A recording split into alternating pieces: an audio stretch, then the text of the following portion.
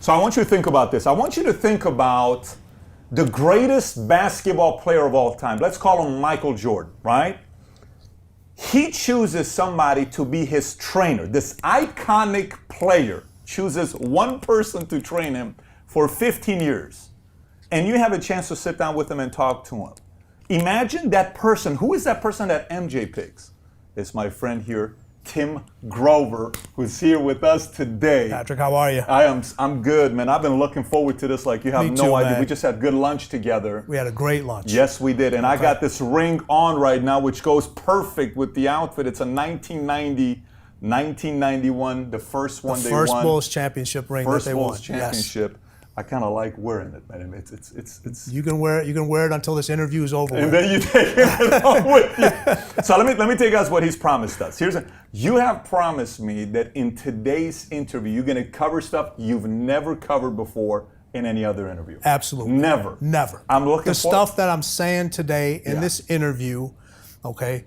From the questions that you're going to ask me, the answers I have never said before. So let's get right into it, man. I'm like a 12-year-old right now, sitting. Asking all these questions to get into it. Okay, so look, before we get into the whole mindset and Relentless and the cooler, the closer, the cleaner, all these other things, how did this whole thing come about? So, who was Tim Grover in high school, post? How did that relationship with MJ get started? Why don't we start off there first? Well, I actually played college basketball myself. I mean, I played at a University of Illinois, Chicago, small Division I school. Mid-major, but in order for me just to play at that level, I had to work extremely hard. But I knew I wasn't going to go pro.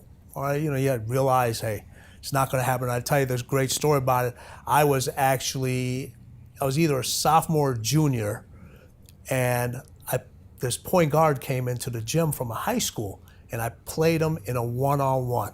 All right, he was a junior in high school, and I was either a sophomore or junior in college. He kicked my ass. Really? I'm talking about 3 years younger than I am in high school. Younger than you? Yeah, younger. I'm talking. I was in college. He was a high school. He was a junior in high school. I was a junior in college. You know who it was? Tim Hardaway. Tim Hardaway, Miami hit Tim Hardaway, Golden State. Tim Hardaway. Okay. Wiped the floor with me. Wow. I knew right then and there. I said. One, I knew he was going pro, and second, I said, I have no chance. Wow. No chance, okay? But I wanted to be involved in sports. I still wanted to be involved in sports, ideally basketball. So I said, you know what? If I can't do it, all right, let me figure out a way. Let me educate myself so I can help others stay injury-free, become better athletes, make better decisions, become the top of their game. So I started to study kinesiology and exercise physiology, and that's what led me towards working with the greatest. What year is this? Oh my goodness, we're talking about late 79 to 84, 85 in those years. That's when you're playing, or that's when you're studying kinesiology? Both. Okay. Yeah, I'm a couple months older than you. No, you're listening. I'm doing the math. You don't look your age though. If I'm doing the math right. Yeah. Okay, so when did you get to the point where you started saying, I'm gonna go and get some of these NBA players? And was your target, like, did you put target right off the bat? I'm going straight to MJ's. Well, you know what? When I started studying, everyone says, "Oh, you're going to be a gym teacher." I said, "No." I said, "I'm going to work with professional athletes." I knew what I wanted to do. I said, I'm going to work with professional athletes. So that was the goal I set in my mind, and I just said, hey, that's going to take a place in my head. That's the only thing that I want to do, and I got to figure out a way to get there. So I studied and learned my craft better than anybody else. Did I start with the professional athletes? No. After I graduated, I went to work in a local health club. Really, I knew everything from a book standpoint, but still, you got to know how to apply it. Okay, so I, worked with anybody I could. These are not pros. These aren't pros. I'm talking about housewives. I'm talking about individuals that just want to get in shape. People that have had injuries from different sports, kids, anybody. Just kind of developing programs, implementing what I've learned, and actually being able to apply it. Mm-hmm. And once I started to look at that craft, I said, okay, now I'm starting to figure out how to actually apply this stuff and how to use it and put the formulas together and put the workouts together and do all these different things. I mean, stuff that they're doing now from a workout standpoint, I was doing 30 years ago. Wow. I was So doing none of the stuff is new to you. No, I mean, some of the stuff is new. It's different. I stay on top of it. Right. All right, I got to continue to learn, continue to be better myself so I can better my athletes, better my craft. But it's just a different way of doing the same thing. Right now, there's a lot more resources, a lot more education, a lot more testing available. Back then, you kind of had to just figure it out. And I think that's there was no YouTube. There was none of this online stuff to go to and research, right? But see, I also think now is the ability that you have all this stuff now, people just can't figure it out. Got it. That's one of the things that's taken away from individuals now. Okay, because they have all this vast information and there's so much information available and there's so much help out there that everyone's always looking for somebody else to figure out stuff that you should be able to figure out yourself. So Tim, how do you pick and choose who to listen to? I pick and choose who I want to listen to, somebody that resonates with me, okay? And I'll tell you, this is a little different, okay? You know how I choose a client and who I listen to? How? That person has to be as fucked up as I am, okay? Seriously, okay? So we're in a good position here. Yeah, that person, when I choose a client, okay, they have to be as messed up. When you say messed up, you're saying talking crazy, crazy, off chip, dark side, vice. Yes, I'm talking about addicted, everything to being great. They gotta want it. Okay, they gotta want it. Okay, I know I'm crazy. How do you figure that out? How do you figure it out when you see them? You know what? You can figure it out in 10 minutes just by talking to them. Wow. Okay, you ask the right questions, you talk to the individual, and then you see if they back it up. Because anybody can talk a story. Right. What's the cheapest thing in the world? Talk. The price has never gone up. It's never going to go up. But when you actually tell somebody to back it up and you say, hey, now I want you to do this, this, and this, now it becomes a different point. So when you choose somebody to listen to, and you choose somebody to learn from, and you choose a business partner, you choose a client, they got to be as crazy and they got to be as fucked up as you are. That's how you get success. That's how you know you're going to be able to push that individual. That's how you know that relationship is going to last. People talk about in business or think, oh, you got to find a balance. You got to find that person. If you're one way, you got to find a person that's the other way. No, that's bullshit. That's pulling you away from how you want to do things and how. If you're intense, the next person I want is to be as super intense. Now, those people around you, they got to be smarter than you are. Right. You don't want to surround yourself with people that, if you're the smartest person in the room, you need to get more people in the room. Sure. Okay. You should not walk into the room and ever be the smartest person in there. Okay. The people around you have to be much smarter, or at least in certain things. You may have an expertise in one thing, but that other individual better have an expertise that's beyond yours in something else. Okay. But from the mind standpoint, MJ was just as fucked up as I was. Kobe is just as fucked up as I was from being the best. Okay, I wanted to be the best at what I do. They wanted to be the best at what they do.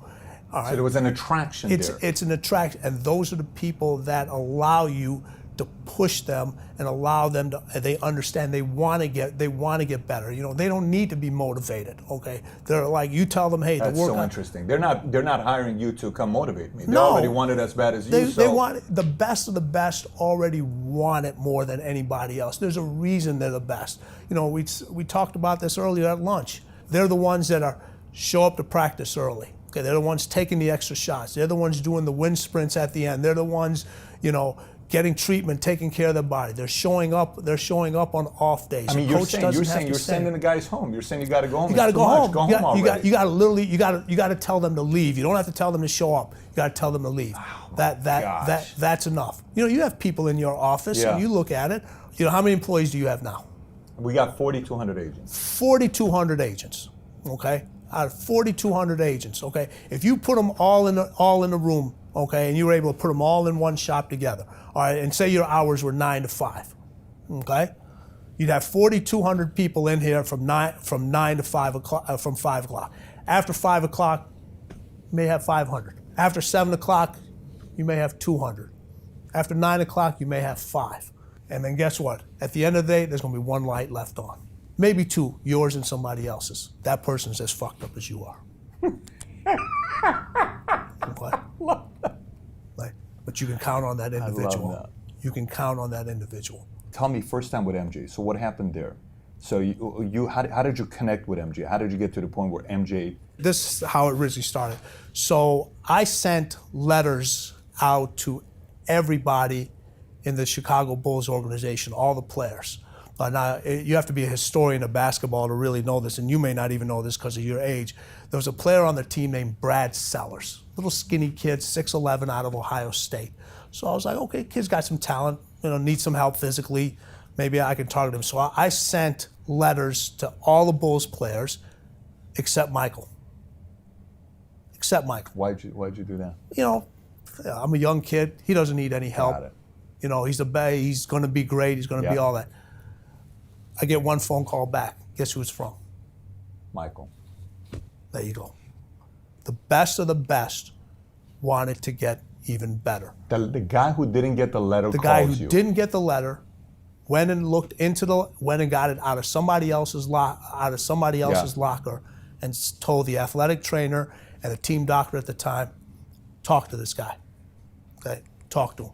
So I met with the athletic trainer, who was Mark Feil at the time. I met with the team doctor, who was Dr. John Heffron at the time. Long interview process. They asked me all the questions, from a medical standpoint, from a training standpoint, to know if I knew what I was talking about.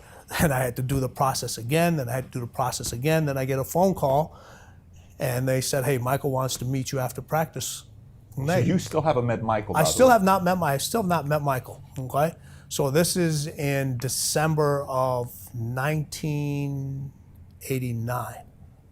This is when Pippen first comes, because I Yes. think Pippen came 88, right? Yeah, so December. Grant came 89, Yeah, I wanna say. December.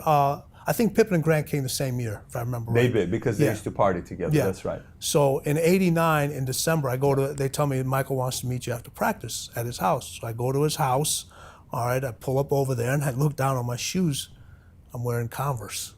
And everybody knows Michael's Air Jordan. It's the iconic Jumpman logo. And I'm like, man, I can't go in this house wearing Converse. Okay, now remember, this is December in Chicago. It gets kind of cold. Yep, Windy City. All right, so I take off the shoes. I got holes in my socks. I'm like, oh. I said, all right, I can't have this guy. So I take off my socks too. I knock on the door. He opens up the door, and the first thing he looks down, he goes, and I said, Michael, hey, real clean house. I wanted to take off my shoes and socks. I'm gonna leave them out here. He said, okay. So I come in. He says, introduce myself to him, tell him my background, tell him what I've studied and so forth. And he goes, all right, how can you help me?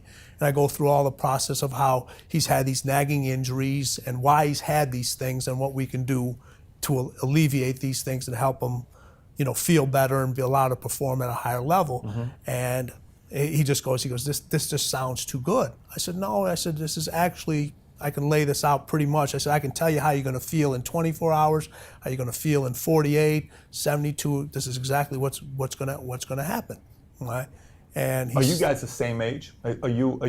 We're pretty close. I think I always lost count. I'm either 52 or 50. I'm a 64 baby. Okay, and Michael's 62. So he's 2 years older than I am. So you're still younger than him. I'm still. And he is listening to you. Yes. Okay. All right. Age has got nothing to do with. Some cats say, "Well, this person's older than me; they're not going to listen to me." No, age has got nothing to do with knowledge. Okay, I don't come across as an expert at what he does. I come in as an expert at what I do. Okay, and there's a lot of individuals out there that try to come in and they try to become experts at everything. All of a sudden, you have trainers and so forth that if they're working with a baseball player, they're all of a sudden teaching them how to swing a bat or how to throw. No, do what you do. Do what you do. So when I got with MJ, I did what I say. This is what I do. Now, do I know about the game of basketball? Yes, I do know about the game. As much as he does, no. But that's where my learning process comes in. He's going to learn from me. I'm going to learn from him. He said, let's try this out. So I give you 30 days. But 30 days turned into 15 years.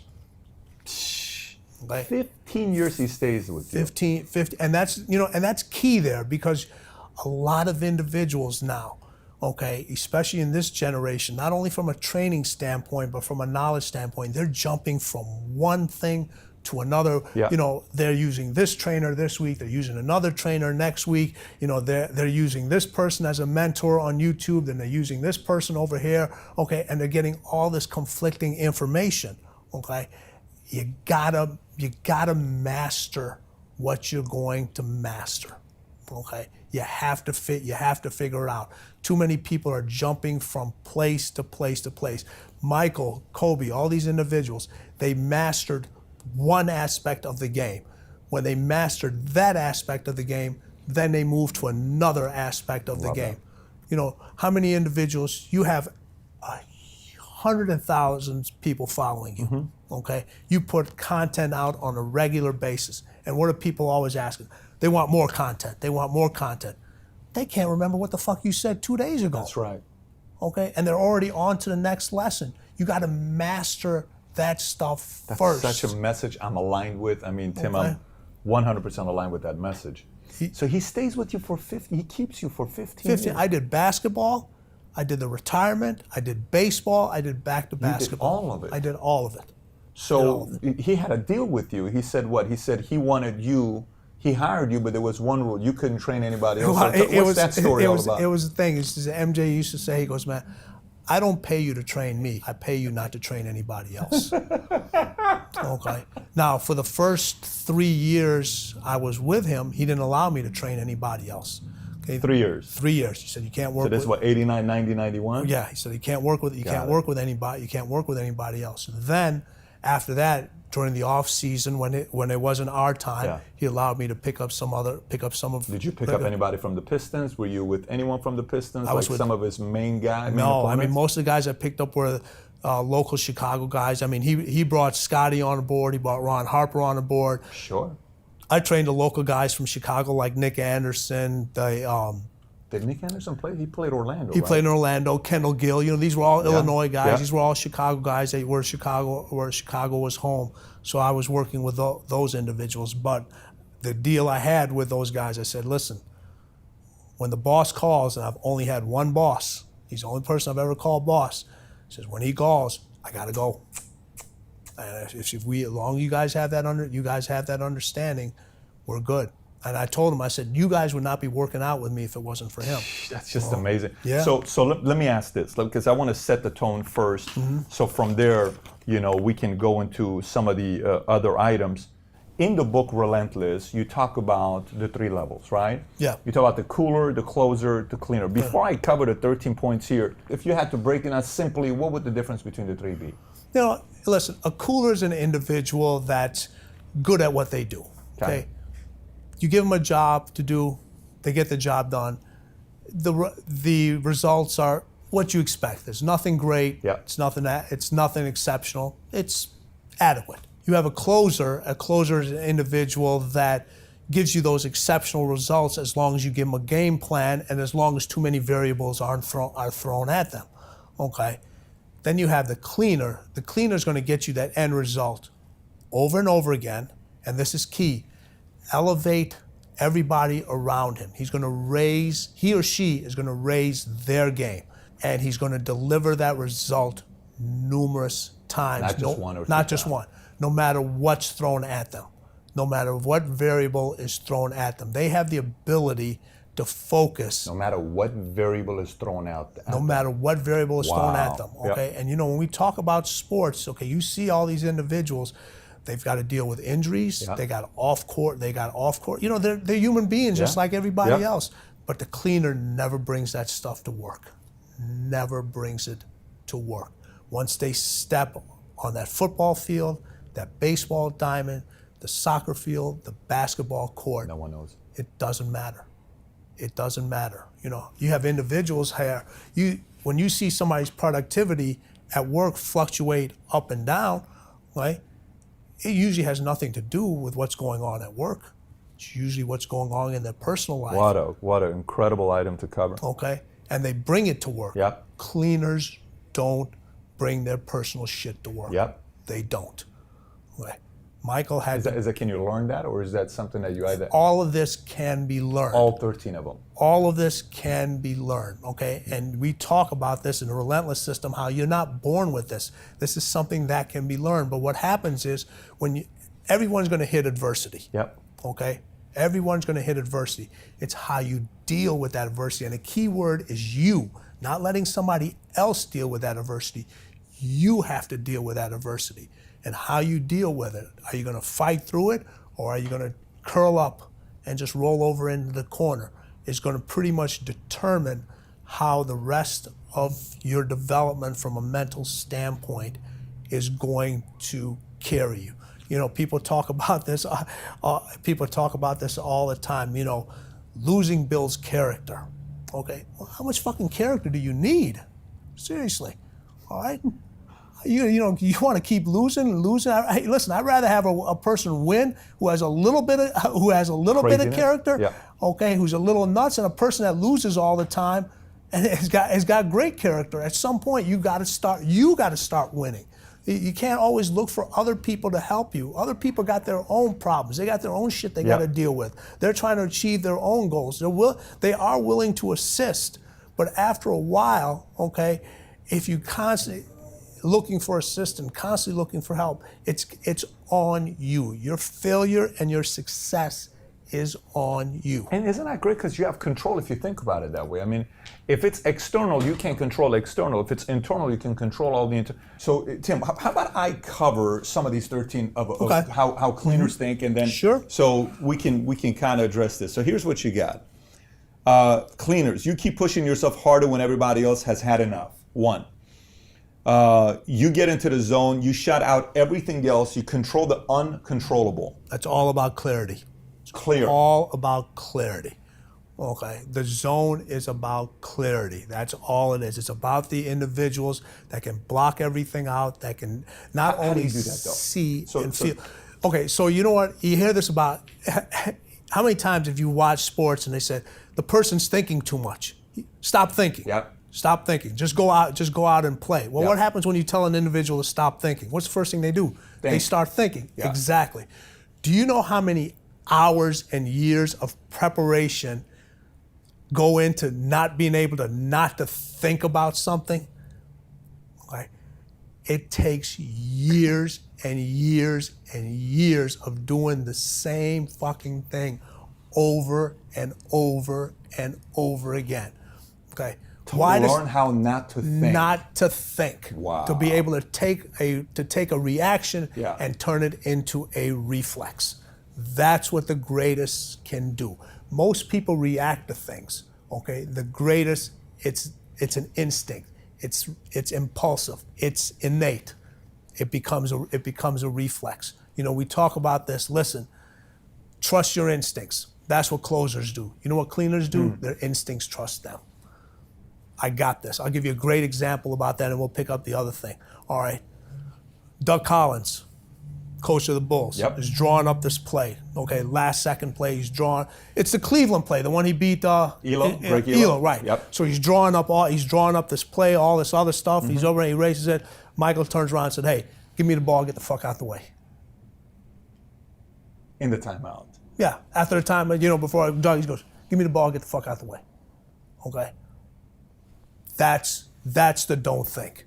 Okay, that's the point where, hey, listen, my instincts trust me. Give me the ball, just get the hell out the way. I'm winning this game. I'm winning this game. But that game-winning shot wasn't made there. It was made many years before, in the dark gym by himself with somebody rebounding the ball, whether it was me or somebody else, shooting that same shot over and over and over and over again, saying, no, if I get to this spot, I don't care if there's 10 hands in front of me. If I get to this spot, the shot's going in because I've done it over and over again. And we see it over and over again on commercials now, everywhere. That's clarity. Yeah, clarity. Now, obviously, he had it at the highest level. Okay, so the third one, we got, you know exactly who you are. You know exactly who you are. Okay, the key, that one, your obligation to yourself, okay, has to be greater than anybody else's obligation to you. What does that mean? Okay, you get so many people that want shit for you more than you want it for yourself. Okay, your obligation to yourself to be the best, to achieve the highest level, has to be greater. The pressure you put on yourself has to exceed anybody else's pressure that puts on you outside. That's what that's why Tom Brady's able to come from, was it 28 to whatever it is, 28 to 3, whatever it was. Okay, because the pressure he put on himself is way greater than what anybody else could able to do. That's why when he doesn't have his top receivers, okay, you talk about clarity and being able to put pressure on yourself, and his obligation is greater to himself than it is what anybody else could put on him. Okay, why he can take average receivers and make them superstars? Because he elevates their game. He makes the game simple for them. You know what he says? This is what I want you to do, okay? You're gonna run 10 yards, you're gonna break left, okay? I'm gonna throw you the ball. It's gonna hit you in these 2 fingers right here. All you gotta do is catch the ball. It's all you gotta do. You don't have to do anything else, okay? When you turn and you put your hands up, the ball is gonna hit you right here. Catch the ball, okay? And if you don't catch the ball, guess what? He holds you accountable. He holds you accountable. You look at one of the plays last year, he was with Julian Edelman, he dropped the pass, he told Julian Edelman, Julian, you gotta catch a fucking ball. You gotta catch a fucking ball. And what Edelman said, he goes, you know, you're absolutely right. I can't make it any easier for you. I'm telling you where I'm gonna throw it, where it's gonna hit you in the fingers, okay? You gotta catch the ball. Expectation is higher as well around people. Yes, you hear these people that people say, if you wanna be happy, have no expectations of other people. You ever heard that quote? So if you want to be happy, have no expectations of other people. How do you do that in a team environment where people are trying to win and do something that's never been done before? Yeah, I mean, well, what it is listen, the expectations of yours are a lot higher than everybody else's. You can't come down to theirs. So the key when we talked about cleaners is yours is going to be higher. The hardest thing to do is to elevate everybody else around you. Because if people get around and say, hey, listen, if I can do it, why can't they? Okay, everybody can't do it. Okay, yeah, I love this one. You know, people talk about this. We're all born with greatness. We're not fucking born with greatness. You earn greatness. Okay, that's a bullshit line to sell fucking shit to talk about. We're all born with greatness. Okay, that's the raw stuff about giving people hugs and high fives and all that other stuff. That's a fucking high. Okay, I tell people, what do you got to do to get to paradise? You got to fight like fucking hell to get to fucking paradise. People don't know how to fight anymore. They don't know how to fight. Paradise starts in hell, and people quit because they don't know what to deal with, what's going on down there. When everybody's tugging at you, when they give you a pat on the back, in hell they don't give you a pat on the back. They're trying to throw you off this fucking window. They're trying to clip. It's the ones that can fight, the ones that come back. Those are the ones that succeed. Those are the icons. Many legends out there, very few icons. Powerful. That's powerful. So this next one is one of my favorites. It says, you trust very few people, and those you trust better never let you down. Yeah. Everyone talks about their inner circle. Mm-hmm. Okay. The greatest inner circle individuals are so small. Okay. What the greatest do, you know what becomes their best friend? Distance. Distance becomes their best friend. Distance becomes their best friend. Distance from their competition. Okay. Distance from others. Okay. Distance from their family. Wow. Okay. Distance from their friends. Okay. You have all these individuals that hang out together. Okay. We idolize individuals. Okay. Everyone tries to fit in a group. Okay. You're growing up. I want to be part of this fraternity. I want to hang out with these people. I want to hang out over here. Who do you idolize the most? The ones that stand alone. The ones that create distance between you and the competition and everybody else. Okay. You have all your friends that they may have all started off together, and what happens is when they know they can't keep up, okay, you create distance. Okay. You want them to come with you, but they don't have the ability to. They don't have the discipline. They don't have the sacrifice. So distance has to become your best friend in order for you to achieve the best at what you want to do. I know these are completely different thoughts than what other people tell you. Surround yourself with positive people. You know what that means? That means lie to my fucking face so I can feel good about myself. That's what that means. Okay? You need to surround yourself with people that tell you the fucking truth. When you're fucking up, they tell you you're fucking up. You made a bad decision. Now, when you say you made a bad decision, now you got to go fix it. So now somebody says that to you. If this guy walks away and he's hurt and he's sensitive, then what do?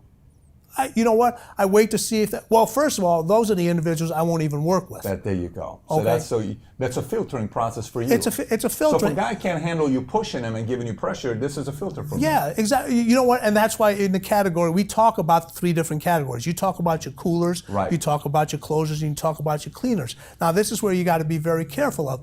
You need all 3 in your company, your business, and your sport Sure. in order to succeed. If you only have one group of individuals, you're never going to make it, okay?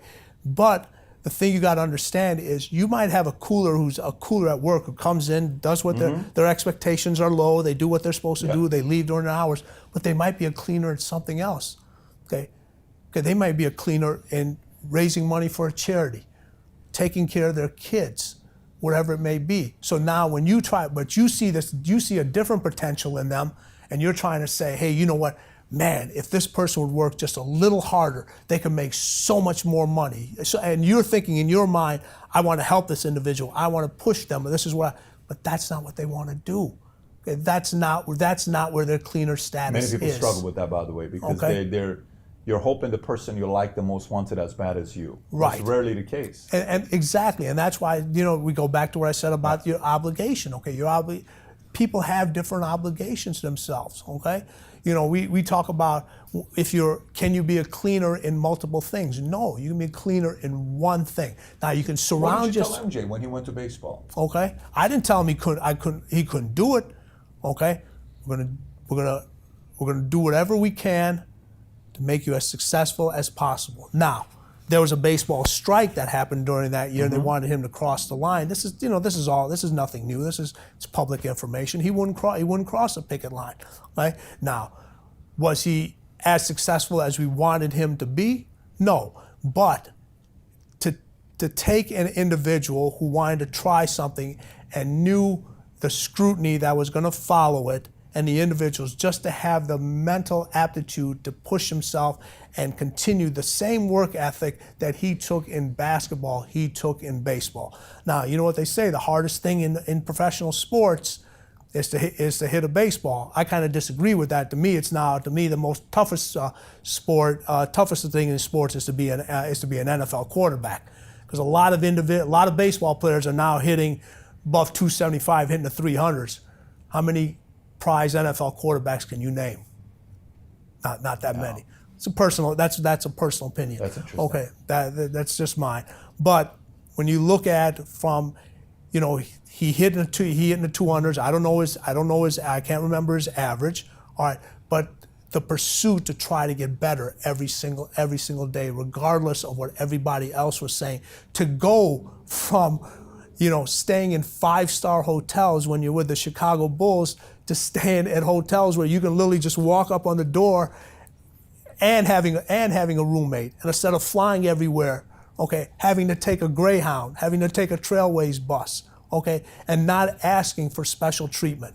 I'm one of the guys. I love that. I clearly remember that, and I love that. Okay, that's amazing, especially the part where you talk about distance. Fascinating. Here's the next one. You don't recognize failure. You know there's more than one way to get what you want. We're all going to fail at something. Everyone's failed at something. Okay? But it's only a failure if you decide it to be a failure. Okay? There's just not one way of getting things done. Okay? When you have an individual and they make phone calls to sell your product, okay?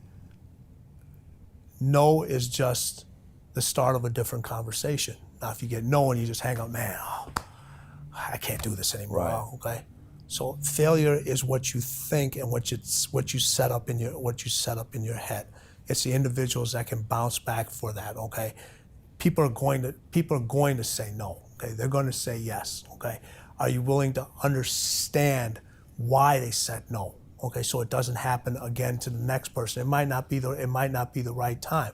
Okay, just because you don't win the championship one year, okay, are you going to say I'm a failure? Okay, yeah, you know what? You might have not reached the ultimate goal, but next year you retool. You figure out a different way. What do I have to do? The one thing that MJ did every single year, and Kobe did this also, is I have to add something new to my game. Wow. Every single year. Okay? And this is what separates the greats of the greats from everybody else. And this is, like I said, I'm going to give you something new that I've given you some nuggets already. I'm going to give you some more.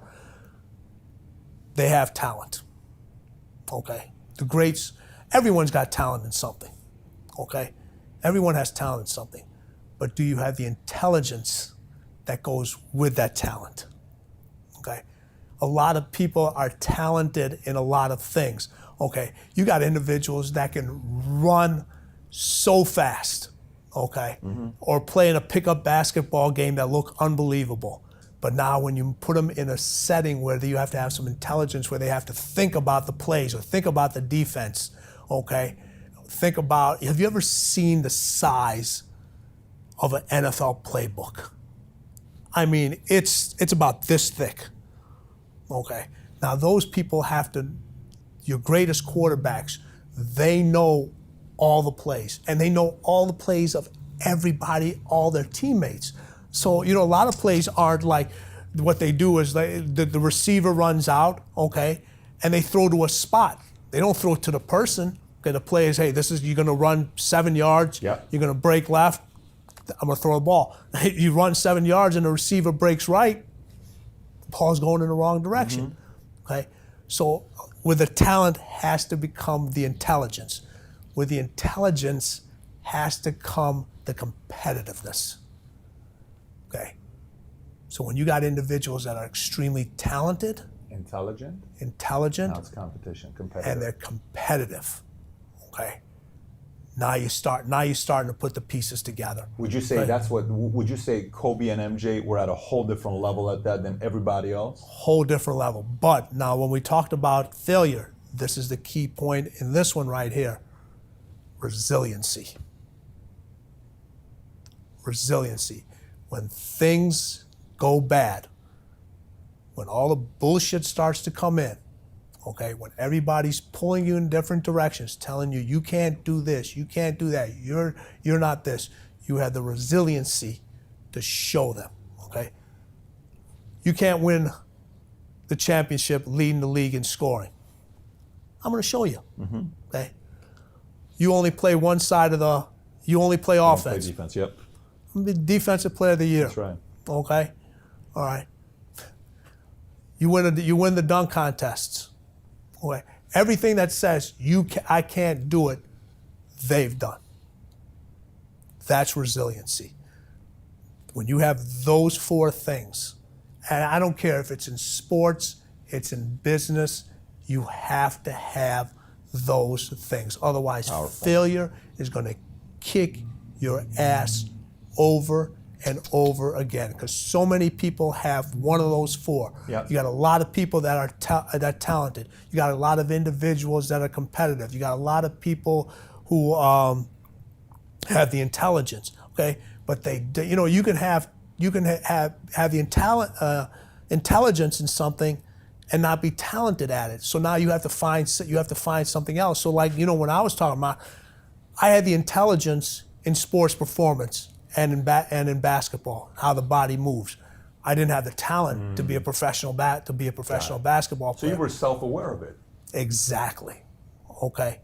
So all these things tie in together. That's why when you talk about the 13, everything is labeled number 1, because they all tie in together. They all tie in together. I like how you explain that. Okay. So we got talent, intelligence. Let me see if I got this. Talent, intelligence, competitiveness, resiliency. The 4 combined together. Yeah, I love that. Those are the individuals.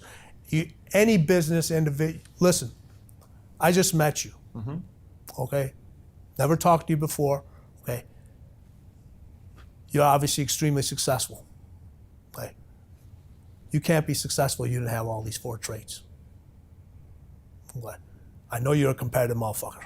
I can tell by just looking at you on that. Okay, you're extremely talented at what you do. Okay. I'm not here to kiss your ass. I'm not getting another hit by kissing your ass on this YouTube link. Okay? If you weren't doing shit right, I'll be the first one to tell you. Okay? You have your intelligence, you have your talent. You can't be in your line of work if you're not fucking competitive. You can't be. Okay? That car we rode in, that'd be a fucking Hyundai. Okay? All right? How many times have you had to adjust in order for your business to thrive? Shitload of times. Okay? Yeah. You might have to adjust after this interview's over with. Yeah. Those 4 things are in every single individual that has been successful, who wants to be successful. If you're missing one of those pieces, you need to find it, because you'll never get to where you want to be without them. Powerful. Next one. You don't celebrate your achievements because you always want more. It's never enough. So this is an area where greed is good. Okay, yeah, listen, this isn't about being, I'm not telling you to be, this isn't about being a good person, okay? You know, like I said earlier, everyone wants pats on the back, okay?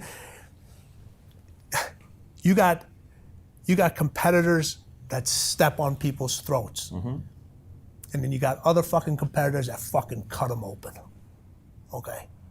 Those are the individuals that it's never enough. Pretty simple. It's never enough, okay? People always say, you know, you gotta love the work, okay? You gotta love what you do. You don't have to love what you do. You gotta be fucking addicted to what you do, okay? You gotta be addicted to winning. Just like failure is an addiction, winning is an addiction. But guess what? You cannot win. You have to trade one addiction for the other. So if you're constantly losing, you got to trade that addiction for winning. But here's a problem. When you trade one addiction, guess what? Then you got to trade another addiction. Then you got to trade another addiction. Then you got to trade another one. Okay? Okay. You cannot work short hours. You got to work long hours. You hear people, oh, here's one for you. I love this one. And it fucking drives me crazy.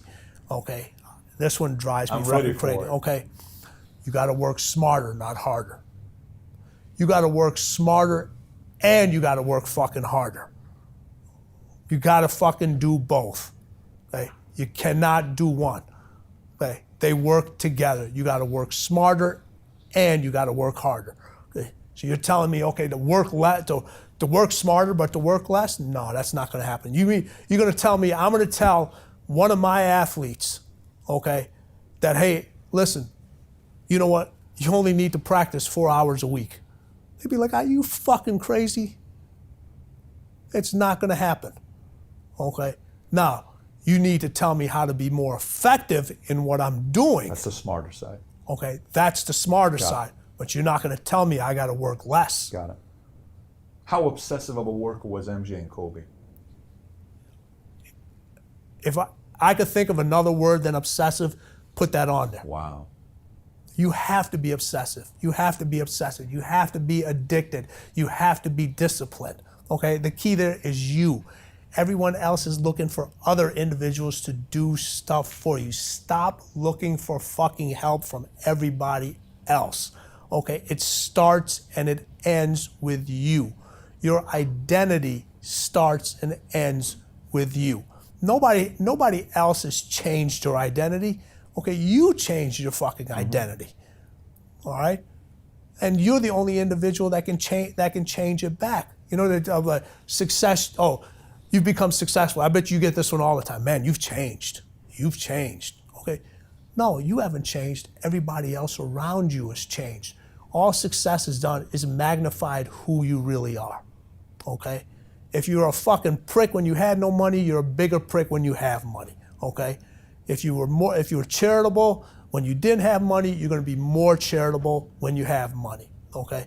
It's the other individuals around you, okay, who can't see, who didn't see the work that you put in, the time and effort, the dedication, the hours that nobody else saw here, the sacrifices, missing your kids' events. Not because you want to. Nobody wants to miss nobody wants to miss any of their kids' performances, sports, games, or so forth, okay? But it happens. It does happen. You try to limit it as much as possible. We'll get in this later on, about balance. That's one of my big things. Everyone talks about balance. You know how I feel about balance. We'll get to that. Next one is a favorite. This one is one that when you read the book, you're like, wait a minute, what's he talking about here? you have a dark side that refuses to be taught to be good. Everybody's got a dark side, whether you want to admit it or not. Everybody's got one. It's the individuals that can tap that dark side, okay, that know how to use it, that know how to control it. And everyone talks about dark side as it being bad. It's not about being bad. It's about something that's unique to you, okay? It's what fuels you. It's what your desires. It's your ego. It's your fucking greed. It makes you separate. It's what lights your fire. Instead of having somebody else light your fire, the dark side keeps your fire lit. It's something that's unique to that individual, to you, that pushes you, that nobody understands. Only you understand it. And you see it a lot of time in athletes. When it gets out of control, it's, athletes, business, politicians, all that other stuff. It can destroy you. But the individuals that can control it, harness it, acknowledge it, know how to use it, it takes them to a completely different level. Masks, I love to talk about masks and so forth. In your office, one of your individuals, he's got a Batman thing up there, and I got a Batman and the Superman, okay? So we talk about this. You look at an individual. You look at Clark Kent, you look at Bruce Wayne, you look at Batman, and you look at Superman. Which is a real alter ego? Is it Bruce Wayne or is it Batman?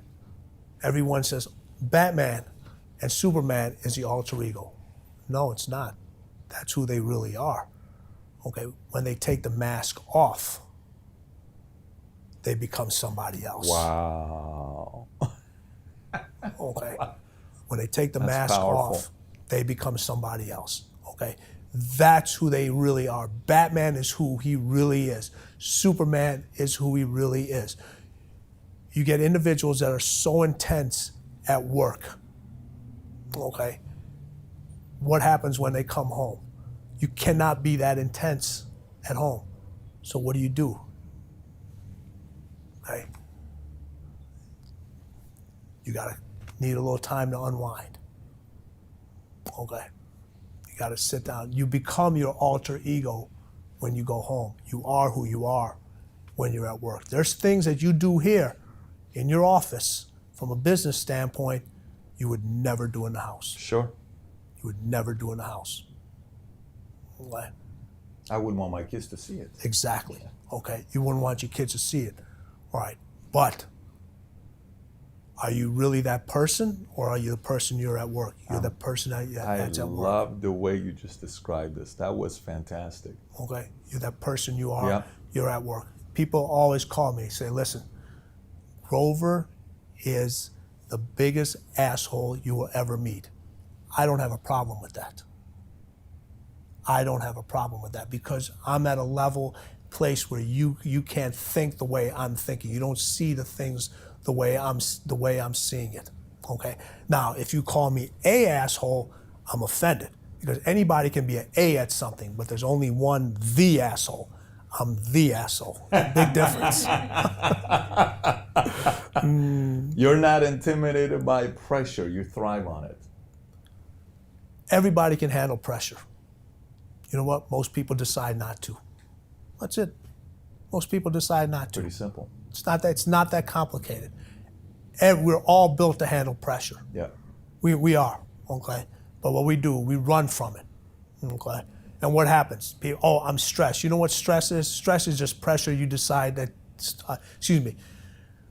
Stress is just pressure you won't deal with. So if you don't deal with a pressure situation, another pressure situation comes on, and another one comes on, and another one comes on. Now you're dealing with stress, okay? Every day, you got to deal with something that you don't want to do and deal with it first. I'm assuming you have an HR department. We have to. Oh, you have to, okay? I hate fucking HR departments, okay? I hate them, okay? If a person's not doing their job, wouldn't it be so much easier just to say, hey, you're not doing your job, you're fired, okay? But you choose not to tell them that because you know what? they may be going something at home. It's not a good day. Something. There's never a good time for the truth. Okay, but the truth needs to be heard. It needs to be heard. If they're not producing, they need to find somebody else, or find some other. Because guess what? Most people struggle with that. It is. It is. I agree with you on that. I agree with that. Okay, but the longer you keep that person cradled in a situation they're not going to thrive in, it's hurting yourself and it's hurting those individuals. Okay? I like that. A problem is only a problem when you decide not to deal with it. Okay? We always talk about, listen, when a guy comes up to me, when one of my athletes comes, we got a problem. I said, no, we don't have problems. We got situations. Okay? You deal with a situation, it never becomes a problem. Okay? If you don't deal with a situation, then it becomes a problem. So deal with it while it's a situation. When it gets to be a problem, now you're going to have issues. I like it. 5 more. When everyone is hitting the in case of an emergency button, they are looking for you. You have individuals that when shit hits the fan, everybody panics. Okay, this is a great example about this one. Okay, I'm a beast. Okay, everyone, how many times you hear that? Man, I'm a beast. I'm a beast. You know what? You're only a beast until it's time to do beastly things. Then you find out who the fucking beast really is. Okay. When there's a case of an emergency, that's the individual. Those are your Navy SEALs. Those are your individuals that are going to get everybody out into a situation. They're not going to panic. They're going to see what's going on. They're going to figure it out. They're going to see that situation. They're going to make sure the best outcome possible is going to happen with the minimum amount of damage. Okay? And there's very few people that can do that. Tom Brady after the halftime game, or when he completed that pass and they scored the field goal, right? When he went into the locker room, you know what he told his teammates? We're going to win this fucking game. We're going to win this game. In case of an emergency, they're all looking at it. Once he told his teammates that, they're like, oh, yeah, my man's got us. What'd they do? They came back and won the game. Right? But it takes a special individual. This is, like I said, when you talk about the 13, they got to all be tied in together. They got to all be tied in together. Not one is more important than the other No, one is not more important. And here's the key about, you talk about the emergency button. The emergency buttons are the individuals, okay? They don't count the days. They make the days count. You get all the man, 8 more days till vacation. You've already checked out. Yeah. Okay? The individuals, you're in case of emergency buttons, thinking about, man, I got 8 days. I got to get shit done. Okay, I got to make sure, because when I leave this office and I'm gone for 2 weeks or whatever it is, okay, in case something happens, I've already seen it. I've already dealt with it. I've already told somebody else how to handle it. So to make sure the situation can be handled under any circumstances. Those are the individuals that are in case of emergency. And there's not that many of them. Everybody thinks they are. If everybody thinks, all right, you get the individual that if you're in a room and there's a fire, how many people just start scrambling and panicking? You got the other, everybody calm down, this is where the exits are, this is how we can get it. Okay, you go through here, da, da, da. They've already evaluated the situation and they've thought about every single possible scenario, positive or negative, that can go wrong. Okay.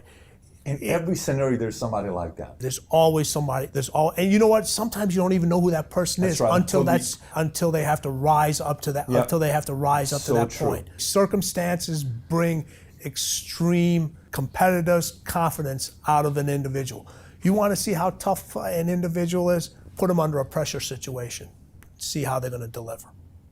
See how they're going to deliver. Everybody, you know what? Everybody wants to sit in your seat. Everyone wants to be the head coach. Okay, everyone wants to be the boss until they got to sit in that first seat and find out what's actually the decisions that you have to make. How many people are relying on you? Every little action that you do, every little mistake, everything positive. Then it begins to be too much. You get individual in sports that get traded from team to team because they want to be the man. until it's time to be the man. And they're like, oh, wait a minute. Too much pressure. Yeah, let me sit here. I don't want the pressure. I don't want to be the in case of emergency, but I want to be the third or fourth guy on the team, and I'm good with that. You don't compete with anyone. You find your opponent's weakness and you attack. Everyone's got a weakness. In businesses, what do you look for? You look for somebody else's weakness, and you're like, hey, either we're going to buy them out, okay, or this is what we're stronger at, and we're going after it. People have gotten too soft these days. They've gotten too soft. Okay? That's why people, man, you're always so angry. No, I'm not angry.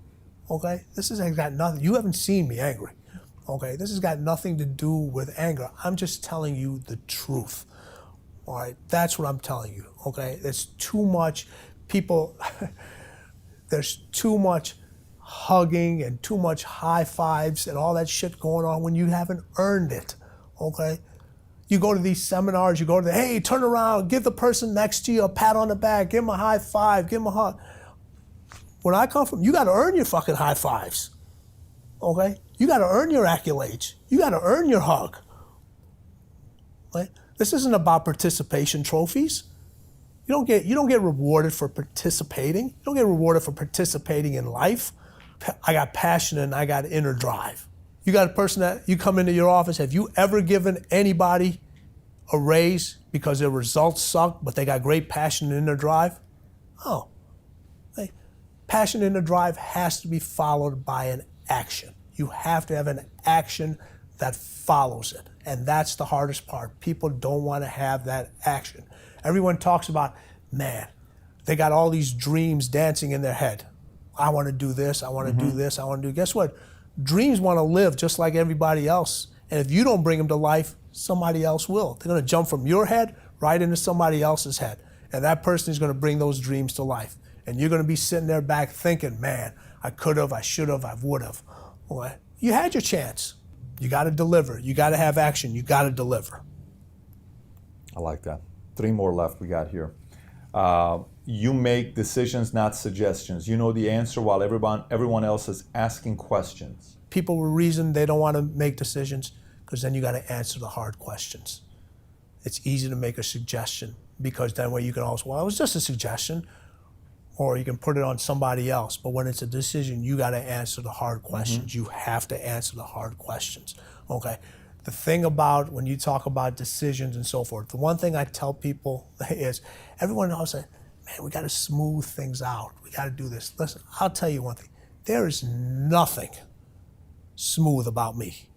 Not the way I walk, not the way I talk, not the way I handle my athletes. Okay, there's nothing smooth about the way I do things. Okay, I'm not that soft side of the sponge. I'm that other side of the sponge that you know when you got to scrape the dirt off of it and you got to get the grease out. That's what I do. Those are those individuals. You get everyone. I want to set the world on fire. Well, guess what? If you're setting the world on fire, you better learn how to fucking put that fire out. You better learn how to put that fire out.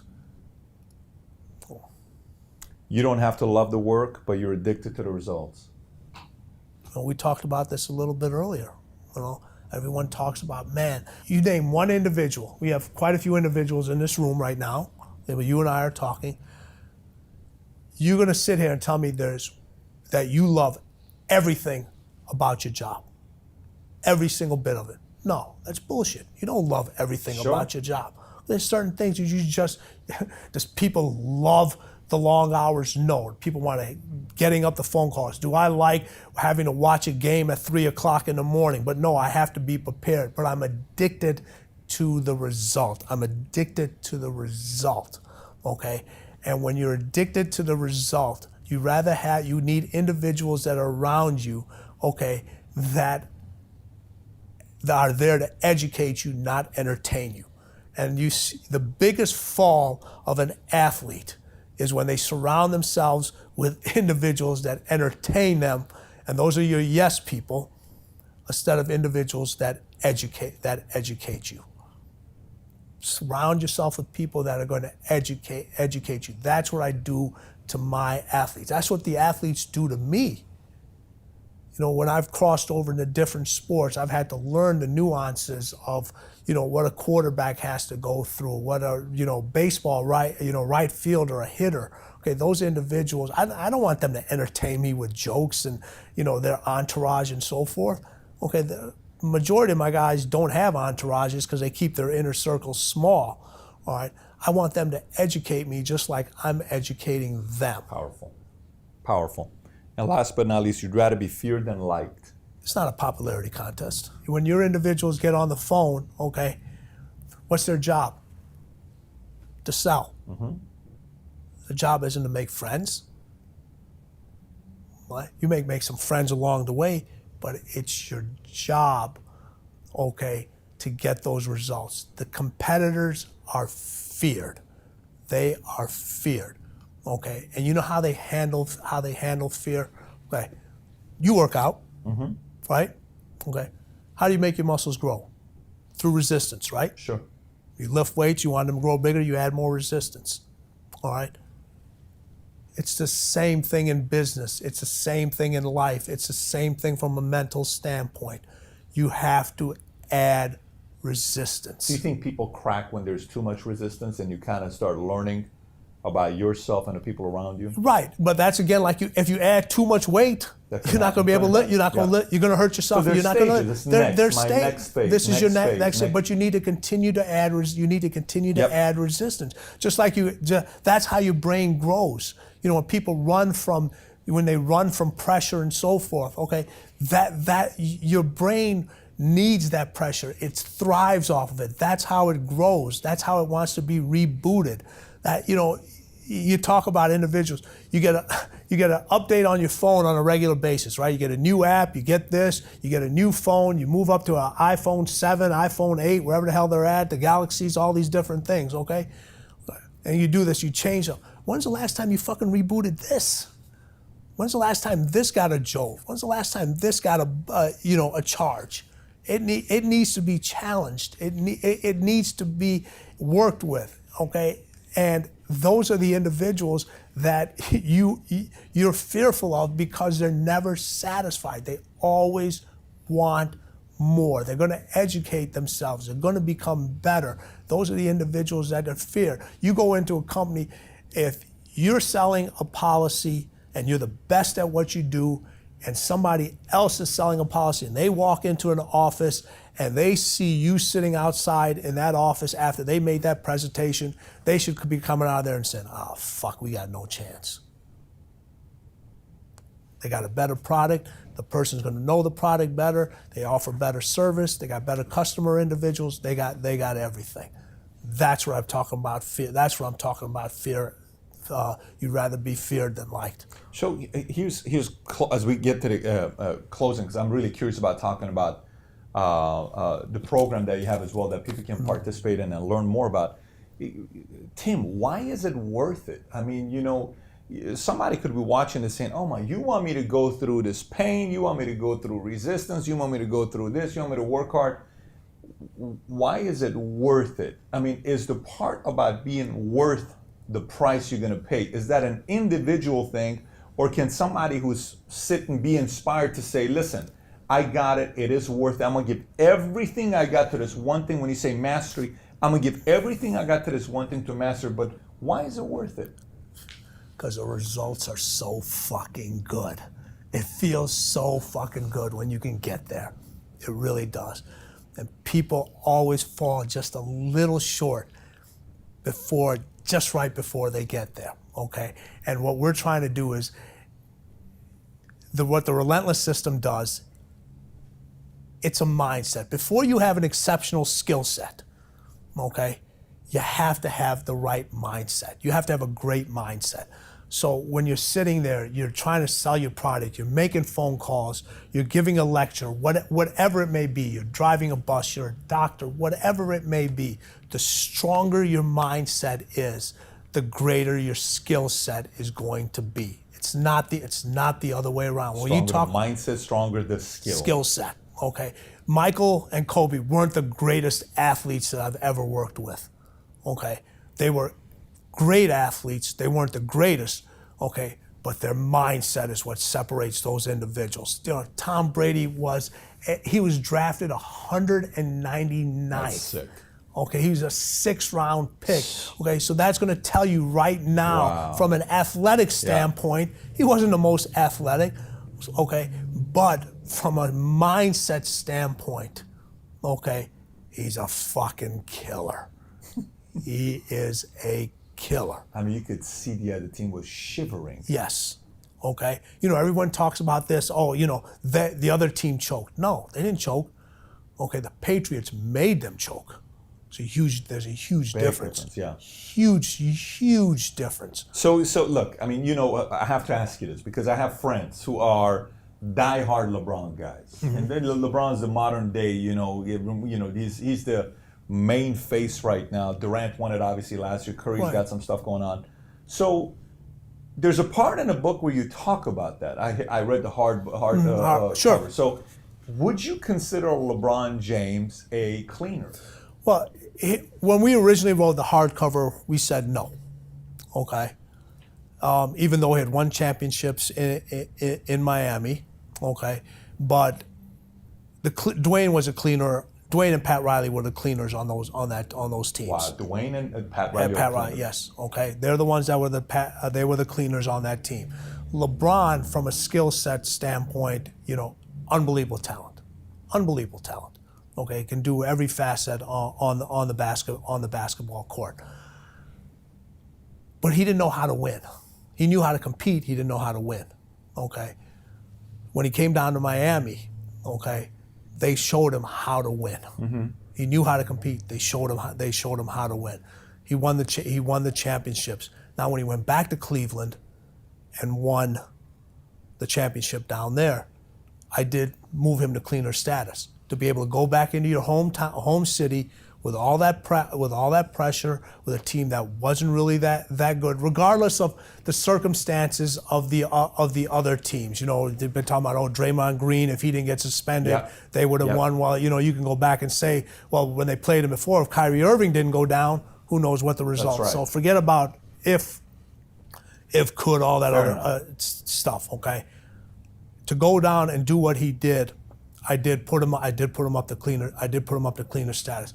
But the problem with being and reaching cleaner status is you got to be able to do it over and over again. Okay? He played at a very high level, but he wasn't able to elevate his teammates to play at that high level. They played as well as they could the year before. And, you know, you look at Iman Shumpert, you look at Channing Frye, you look at Tristan Thompson. They didn't even come close to that level that they played at 2 years ago. All right. Now, your job as a leader is to hold those individuals accountable. This is the difference, again, when you talk about friendship, feared, and being liked. Okay. You'd put him in the category of? LeBron is not feared like he should be. Wow. Okay. When he steps on the floor, the other guy's not afraid, like Kobe and MJ. There's that little factor that he's missing. Now, can it be taught and can it be changed? Yes, it can. He's got a few years left, though. He doesn't have as much time. He doesn't have much time. Okay, but that's the difference. Okay, when MJ stepped out on the court, okay. Well, I'll even use a different example. You know, we talk about MJ. I'll talk about Larry Bird. Larry Bird was known as one of the biggest trash talkers out there. Okay, you know why those individuals talk trash? Not only to get into the opponent's head, but to psych themselves up. Because now, if they say this is what I'm going to do, they have to elevate their game. They have to back it up. They have to back it up. So the trash talking isn't only one-sided; it's both sides. All right. So when you go out there, you can't be worried about what. This is not about friendship. You're not out on the court to make. You're not out in the competitiveness to make friends. You can, afterwards, you want to go out, hang a drink. Sure. We can do that. But when it comes to winning, okay, LeBron is a step on your throat guy.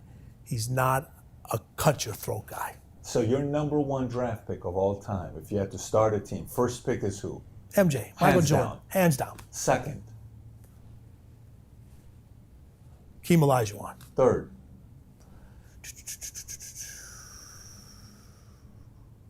Kobe Bryant. Four.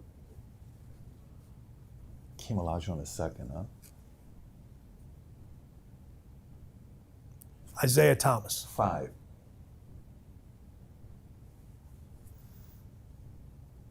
This is that's that. So we got Isaiah, we got MJ, Bird. Kobe. Kobe, No, you haven't said Bird. You said Hakeem. Hakeem. So I got Isaiah's my point, MJ's my two. Larry. Larry. That's a tough starting It's a tough, but you know what? Listen, you got Kevin Durant. You got Kevin Durant out there. I'm a huge Scottie Pippen fan, a client for many, many years. You know, when you talk about winners, you know, you got to talk about Magic Johnson. You know, so there's no perfect fit. But what I'm looking at is people talk about the individuals that I picked. It doesn't matter what era they played in, how the game was reffed, how the rules would change. They would adapt, adjust, and overcome. It doesn't matter.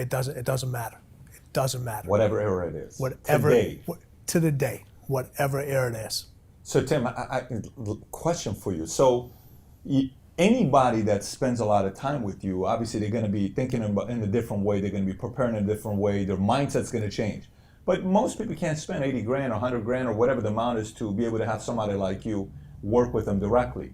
You told me that you now have a program. All these years you haven't done anything like this ever, that you just launched last week, where anybody around the world can get one-on-one time in a website. They can go literally learn for you 50 different videos. Talk 50 about plus that a little video. bit. It's called the Relentless system. Okay, and it's me talking to you the way I talk to my athletes, but not only from what I've learned from these individuals. Right, the thing that I got a chance to do, being blessed to work with the greatest of the greats, is they hung out with the greats.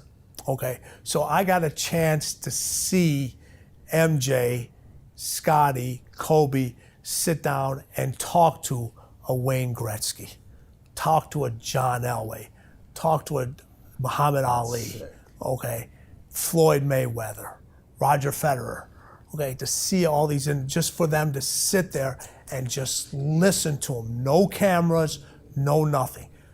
Just sit there, talk, ask about the Derek Jeters, about what competition means to them. What do they do to get to that next level? And this wasn't just a one-time thing. This was like, people call they have these things called the masterminds.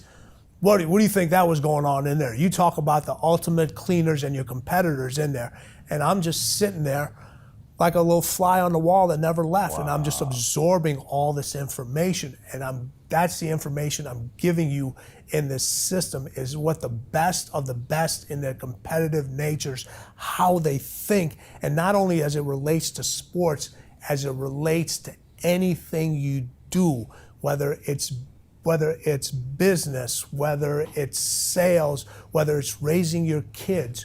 It's being able to identify these traits and what it takes to be exceptional and improve at what you're trying to do, because there's always a next level. All right, there's over 50 plus programs. All right, normally the program sells for $1,297. Okay, but because of this, my relationship with you, and we're going to continue to do business for your viewers, your listeners, I'm giving them 40% off. 40% off. Off the $12.97. Off the That's 50 plus $12.97. videos that they get a chance 50 plus videos. You can watch it on you can watch it off your phone, your tablets, your computers. You can take it with you. It's like having me in your fucking bedroom, stuck to your ass, wherever you want me to be. Pretty interesting place. I'm there. I like that. I'm there. All right. But what you have to do in order to get that discount, okay, you have to text the word cleaner, CLEANER, to 96,000. If you text cleaner to 96,000, you get that discount. Cleaner to 96,000. Yes. Then the information sent to them with the 40% discount. 40% and discount. Then they sign up and go from there. Sign up and go from there. And I'm telling you, you won't be disappointed. Okay. If you enjoyed the way I talked and the lessons and the stuff I gave you today, and I told you it was going to be different. All right. Like I said, this isn't about high fives. This isn't about hugs. This is not a sugar high that wears off. Okay, you want to know what the ultimate competitors do? Okay, how they think, how they act, and why they're so successful. And this is, remember, success is, you measure what success is. It's, for some individuals, it's money. Okay, for other individuals, it could be happiness, it could be charitable things, it could be whatever. The definition of success is something you decide of what it is for you to be. All right, this will help you get there. Here's what I can tell you. Harrison, we were talking about Harrison, Steelers linebacker. What's James Harrison, right? I mean, just 95. I think his number is 95. Is it 95? I think it's 95. He did an interview last week, or was it last week? Maybe a week and a half ago. Yeah, he's been doing them quite a bit. Yeah. And they asked him. They said, "So what do you spend every year on? What do you spend every year on? What do you call it? On his body. On your body." He says $375,000 per year. Yeah. So he said, "How can you play and you're so old? You know, you're not the typical 26-year-old guy." But here's the thing: he's just not playing. He's playing at a very high level. Intense level. Yes. At the position he gets it, and he can last this long of a time. The reason why I'm telling that story here is because I'm a byproduct of having invested in a lot of different programs that shaped my mindset. And if there's one area, I was cheap when it came to clothes early in my career. I was cheap when it came down to cars. I was a big cash saver. I was never cheap when it came down to putting money into how I can think from somebody that has a proven track record. Everybody watching this admires MJ. 15 years he mentored MJ for his conditioning, personal training. There's a reason for that. There's some things that can be learned there. So my encouragement will be, one more time, cleaner. Text cleaner to the number 96,000. Text cleaner to the number 96,000 to get more information about what our friend here, Tim Grover, is doing. And by the way, if you haven't read the book Relentless, 100% you got to get yourself and everybody else reading the book Relentless. It's a must read. It's one of those books where I read every year, where I say everyone's got to read this book. So I got to give this ring back to you. Yeah, but hold on. You give me that one back. Yeah. Now I'm going to give you this one. You got to be kidding me here. That's a Lakers championship ring. 2009. Is this the Celtics one? Yeah. You want to know what's the craziest thing about this? I was at this game. This is your ring. Yeah. Unfreaking believable, man. He's being polite. Unfucking believable, man. I mean, this is like, holy shit. I told you I had a surprise for you. Unfreaking believable, man. That's sick, and it's got Grover on this side, because you were working with Kobe directly at this time. Mm-hmm. So you got one from Bulls, and you got I got six from. Hold on, let's get this straight. I got 6 from Chicago. And you got one from. No. Okay, I got 6 from Chicago. Okay. Please correct me. I'm gonna correct you. I'm gonna correct you right now. Okay, I got 6 from Chicago. I got 4 from LA. And I got 3 from Miami. 6, 4, 13. Okay. So. Listen, man, this is pretty wild. You wouldn't want to do a fist bump with this one. You're gonna get hurt if you do it with this. This is insane here. Well, brother, appreciate you coming out. No, truly, my pleasure. Thank you very much. I had such a good time. Lunch, this meeting here, just truly had a very good time. Wow. And guys, I'm just telling you, if you haven't yet gone and done the 96,000 cleaners, texting it to 96,000, go do it. There's a lot to be learned from the man that worked directly with MJ for 15 years. This isn't some social media guru that's telling you how to go out there and do Instagram. This is a man that worked with a guy who owns a sports team, who's the greatest basketball player of all time. Highly recommend you go out there and get this program that Tim Grover's offering. They just launched it last week. Again, thanks again for coming on. My pleasure. Thank you, Appreciate Patrick. Thank you. Thank Yes. you.